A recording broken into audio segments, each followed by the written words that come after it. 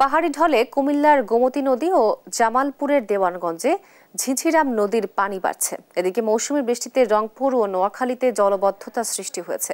বৃষ্টি ও পাহাড়ি ঢলে কুমিল্লার গোমতী নদীর পানি বাড়ছে, ডুবতে শুরু করেছে দুপাশের চর। তবে পানি উন্নয়ন বোর্ড জানায়, পানি বাড়লেও আপাতত বন্যার শঙ্কা নেই।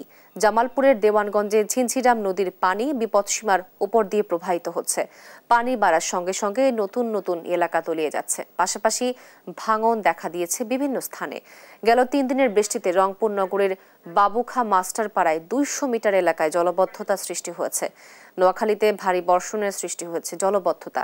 তবে জলবদ্ধতা নিরসনে প্রশাসনের কার্যকর কোনো পদক্ষেপ এখনো দৃশ্যমান নয়।